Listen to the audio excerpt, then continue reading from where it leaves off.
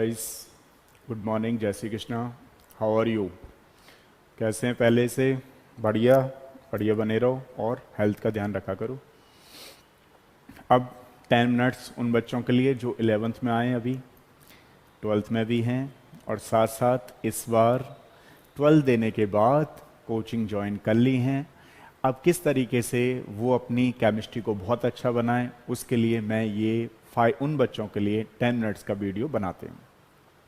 और आपने सबने कोचिंग ज्वाइन कर ली, कोई बात नहीं है, सही है, टाइम रहते हुए आपने कर ली। कुछ बच्चे अभी एग्ज़ाम दे रहे हैं, 17 का नीट का एग्ज़ाम है, फिर 21 से लेकर के 30 जुलाई तक आपका एग्ज़ाम है, उसको देने के बाद ज्वाइन करेंगे, कोई प्रॉब्लम नहीं है। अब बात करते हैं केमिस्ट्री को लेकर के, ठीक है। आप कहीं पर भी पढ़ो, मैं खुद कहता हूँ आपको कोई दिक्कत नहीं है, बस जहाँ तक मेरा काम है मैं अपना काम करता रहूँगा, आप लोग अपना काम करते रहो। देखो, केमिस्ट्री को जब स्टार्ट कर रहे हो तो किस तरीके से आप लोग करो। बहुत बार बच्चे केमिस्ट्री को लेके क्या बोलते हैं, उसे थका हुआ महसूस करते हैं एनसीईआरटी से। मान लीजिए आपने कोचिंग लगा ली है, कोचिंग वाले टीचर समझा रहे हैं, ठीक है, उनका भी समझ लीजिए। उसको समझने के बाद अगर और भी इजी हो जाएगा, अब जब आप मान लीजिए किसी टीचर ने आपको पढ़ा दिया है, फिर दोबारा से उसको पढ़िए एक बार, तो आपको इजी लगने लगेंगे। जब आपके कॉन्सेप्ट क्लियर हो जाएंगे, चाहो तो आप क्या है, एनसीईआरटी में वो स्टार्टिंग का होता है ना चैप्टर में कि क्या क्या पढ़ने वाले हैं, टेबल ऑफ कंटेंट बोलते हैं उसे। तो टेबल ऑफ कंटेंट भी आप अपने पूरे रजिस्टर में बना सकते हो कि इस चैप्टर का ये टेबल ऑफ कंटेंट है। उससे आप चेक करिए कि टेबल ऑफ कंटेंट के बारे में जो आपने पीछे लिखा है या नहीं लिखा है, उसका एक बहुत अच्छे आपको नोट्स बनाने।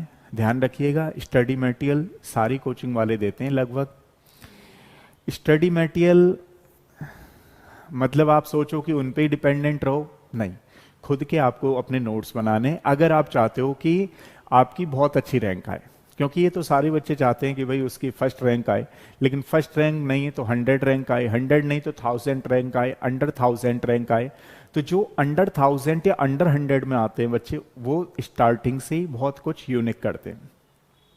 सबसे पहले जैसे मान लीजिए आपने रजिस्टर बना लिए, रजिस्टर में आप लोग अपना टेबल ऑफ कंटेंट बना करके लिखिए। जैसे कोचिंग भी लगा रखी है आपने, तो आपको जल्दी जल्दी समझ में आएगा, जल्दी समझ में आएगा तो आपको। लेकिन एनसीईआरटी के हिसाब से भी थोड़ा सा बुक रखिए सामने, जब भी आप कभी लिख रहे हो तो एनसीईआरटी बुक आपकी टेबल पे होना बहुत जरूरी है। क्योंकि टीचर क्या करते हैं कई बार कि एनसीईआरटी से भी पढ़ाते हैं, थोड़ा सा अदर्स बुक से भी पढ़ाते हैं, थोड़ा 2 क्वेश्चन और एक्स्ट्रा पढ़ा देते हैं। तो आपको ये आइडिया होना चाहिए कि ये क्वेश्चन एनसीईआरटी का है, ये बाहर का है।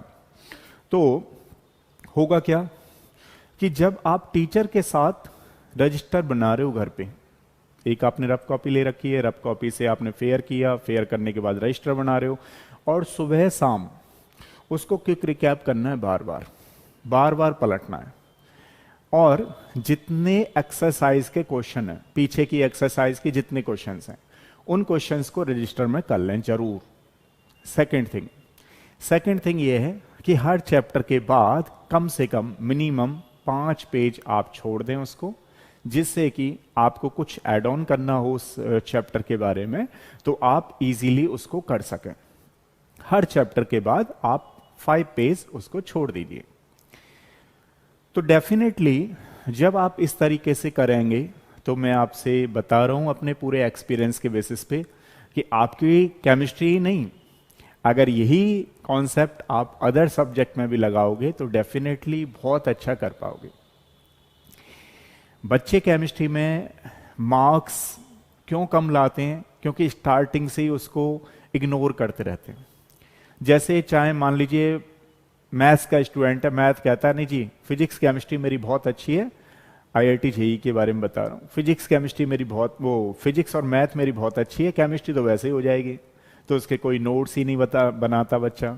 तो जब नोट्स ही नहीं बनाता तो लास्ट तक आते आते केमिस्ट्री भी जवाब देने लगती है, केमिस्ट्री भी कहती है तूने इतना तजब्बो नहीं दिया मुझे, मैं भी तुझे उतना नहीं दूंगी। तो लगाव तो रखना पड़ेगा, जिससे लगाव नहीं रखोगे वो आपको उतना लगाव नहीं देगा। तो कहने का मतलब ये है कि लास्ट मोमेंट पे आते आते फिर कहता है अरे यार केमिस्ट्री कर रही है जो काम कर रही है, स्कोरिंग है कुछ तो केमिस्ट्री में ही सही कर पा रहा हूँ। तो अगर आप केमिस्ट्री में बहुत अच्छा कर पाते हो, अच्छा मेडिकल वाला इग्नोर क्यों करता है बच्चा? कहता है मुझे फिजिक्स ही नहीं आती, बाकी केमिस्ट्री बायो में तो मैं परफेक्ट हूं। अब परफेक्ट वर्ड जहां पे आ जाता हो तो परफेक्ट तो कोई है ही नहीं। आज की डेट में कोई भी परफेक्ट नहीं है। परफेक्ट के लिए कोशिश करते रहना चाहिए, परफेक्ट कोई नहीं होता। अपना बेस्ट देते रहना चाहिए। होता क्या है, यही सोचते सोचते कि मेरा बायोलॉजी और केमिस्ट्री बहुत अच्छा है, बच्चा यही सोचते सोचते अपनी केमिस्ट्री को भी खराब कर लेता है। केमिस्ट्री अच्छा उसको बोलते हैं कि नीट में 50 क्वेश्चन आते हैं, 50 में से आप 45 सही करके आओ, 45 नहीं तो 43 सही करके आओ, 44 सही करके आओ, तब मानेंगे आपकी केमिस्ट्री अच्छी है। तो इग्नोर केमिस्ट्री को नहीं किया जा सकता। मैं आपको बता रहा हूं यहाँ पे कि किस तरीके से आप अपनी केमिस्ट्री को बहुत ही ज़्यादा अच्छा बना सको। तो चलिए, अगर आप 11th में हो या फिर 12th पास कर चुके हो, तो जो मैंने आपको बताई हैं चीज़ें, उस पर काम करना है, फोकस करना है। आपको रजिस्टर बनाने हैं और इनऑर्गेनिक को अलग रखना है, ऑर्गेनिक को अलग और फिजिकल को अलग। अब मेरे हिसाब से तो क्या है कि जैसे स्टार्टिंग में कहते हैं ना भाई कि अगर आपके पास कुछ होगा तो थोड़ा सा कॉन्फिडेंस रहता है। मान लीजिए अब इनऑर्गेनिक केमिस्ट्री आपने पहले ले रखी है, तो इनऑर्गेनिक केमिस्ट्री क्या होती है, उसमें बार बार रिवाइज करनी होती हैं चीजें। तो बार बार रिवीजन के लिए जल्दी से अपना जो रजिस्टर बना रहे हो उसमें पहले कोशिश करो कि इनऑर्गेनिक केमिस्ट्री लाओ, क्योंकि एक टेंशन खत्म हो जाएगी। आपको लगेगा यार मेरी इनऑर्गेनिक केमिस्ट्री तो खत्म हो रखी है, तो मतलब एक अंदर से कॉन्फिडेंस आता रहेगा, ठीक है ना। फिर ऑर्गेनिक में क्या होता है, कॉन्सेप्ट होते हैं, तो कॉन्सेप्ट के हिसाब से अपना काम करते रहो, फिर आराम से आसानी से फिजिकल केमिस्ट्री को आप कर सकते हो।